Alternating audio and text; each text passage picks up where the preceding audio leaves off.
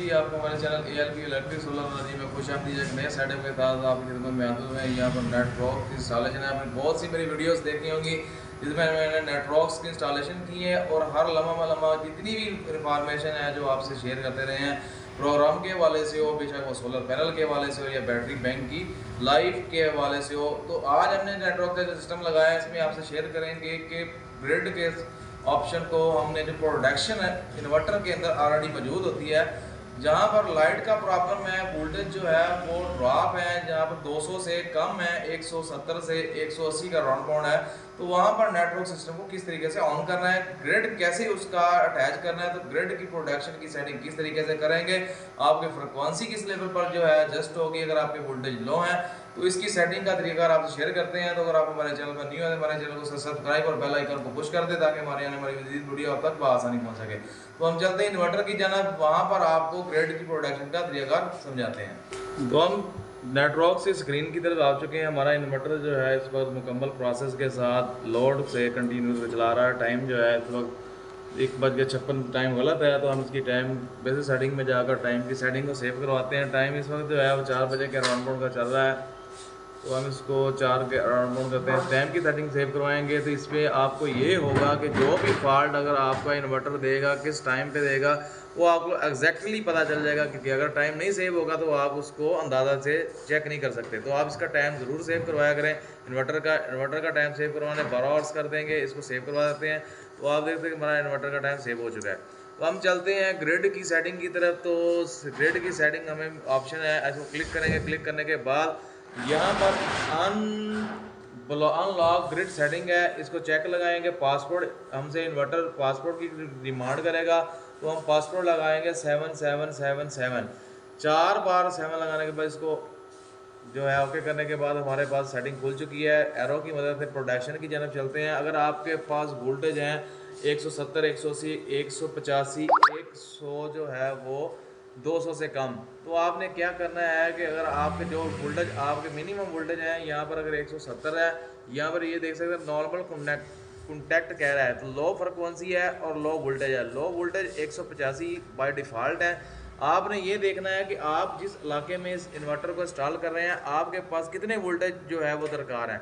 तो यहाँ पर अगर आपका 170 है तो आप ये अपनी यहाँ पे फीडिंग जो है 170 करेंगे। 170 करने के बाद यहाँ पर फ्रिक्वेंसी भी आप चेंज करेंगे। 170 की फ्रिक्वेंसी 45 हर्ट्ज होगी, यानी कि 45 हर्ट्ज सेट करवाएंगे अगर आपके पास 175 वोल्टेज आ रहे हैं। इसी तरीके से बिल्कुल सेम आप देख सकते हैं सामने नॉर्मल RAPM रेटर्स ये कह रहा है कि कितने सेकंड तक ये नॉर्मल हो, तो 60 सेकंड है, इसको आप ना चेंज करें, बाई डिफ़ॉल्ट रहने दें हाई फ्रिक्वेंसी। यानी कि अगर आपके पास वोल्टेज ज़्यादा आ जाते हैं तो कितनी फ्रिक्वेंसी तक इन्वर्टर जो है वो मैनेज करें, उसके बाद इसको ट्रिप करवा दें। तो 51 की फ्रिक्वेंसी है, इसको आप 50 कर दें ताकि 50 की फ्रिक्वेंसी तक जैसे ही हमारा इन्वर्टर इससे ज़्यादा फ्रिक्वेंसी आप करेगा तो इसको जो है वो ट्रिप करवा दें। तो यहाँ पर मैं इसको कर देता हूँ 51 पूरा, कि जैसे 51 की फ्रिक्वेंसी होगी हाई वोल्टेज की तो ये हमारा इन्वर्टर इसको ट्रिप करवा देगा मुआवजा को, ताकि किसी भी नुकसान की क्या अजाला ना करना पड़े।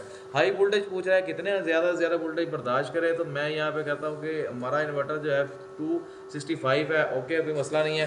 रिकनेक्ट नीचे के ऑप्शन में चलते हैं। रिकनेक्ट का जो है आफ्टर ट्रिप टाइम है कि फ्रिक्वेंसी कितना रिकनेक्ट दोबारा करे, दोबारा इन्वर्टर हमारा ग्रिड को दोबारा कैसे कनेक्ट कितने बार कनेक्ट करे। तो इस फ्रिक्वेंसी अगर आपके पास 170 वोल्टेज है तो आप यहाँ पर सेम वही ऐड करेंगे जो ऊपर फ्रिक्वेंसी 45 है, 175 आप वोल्टेज सेव करवाएंगे।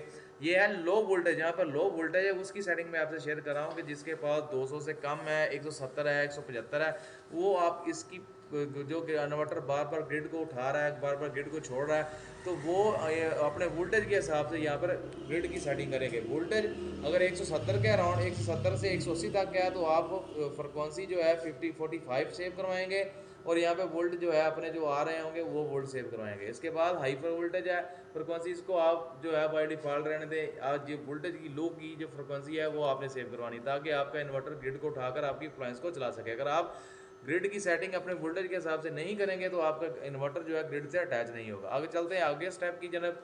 तो यहाँ पर भी आप देख सकते हैं ओवर वोल्टेज कि जितने ओवर वोल्टेज आएंगे कितने कितनी HV3 के हैं, HV2 के हैं, HVI के हैं। तो ये हाई वोल्टेज के, हाई वोल्टेज तो हमने इसको बाय डिफ़ॉल्ट ही रहने देना है। इसके बाद जैसे फ्रिक्वेंसी है उसके सामने बिल्कुल कि कितनी कितनी फ्रिक्वेंसी को बार बार डिस्कनेक्ट करें। तो ये हाई फ्रिक्वेंसी हाई वोल्टेज के लिए थी। इसके बाद आगे चलते हैं तो यहाँ पर जो है ओवर फ्रिक्वेंसी का है कि अगर ओवर फ्रिक्वेंसी या ओवर वोल्टेज होते हैं तो हमारा इन्वर्टर जो है वो ग्रिड से डिस्कनेक्ट हो जाए। आपने जो है अगर ग्रिड की सेटिंग करनी है वो 1 पेज की ही करेंगे।